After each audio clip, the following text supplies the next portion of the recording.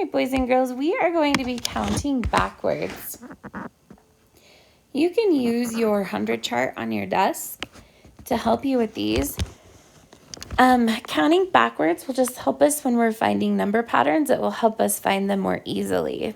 So if I'm starting at 49 and I count backwards, 49, 48, 47, what's going to go here?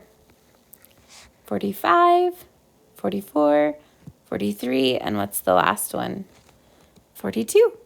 Good. So the next one starts at 32. So 32, then what?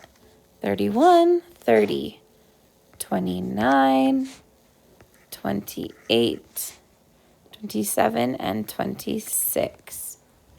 Okay, so on the next one, when we're counting backwards, we have to think, this is kind of what we see when we're talking about one more and one less. So 74 is one less.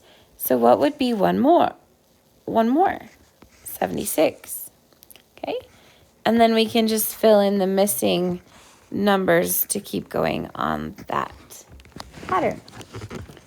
Okay, so on 28, we have 27, 26, 25, 24, 23, 22, and 21. Okay, and then this one, 60, 59, 58, 57, and then we have 54 and 53. Okay, so the next one, we actually have two spaces now that we have to figure out. So we're going to have to think the two numbers bigger than 84. So let's do 85 and 86. And then you should be able to do the rest on your own. I want you to push pause on the video and solve the rest of these numbers. And when you're finished, turn it over on the back and I'll help you get started on your rocket math. All right, boys and girls, so here we are doing some rocket math subtraction.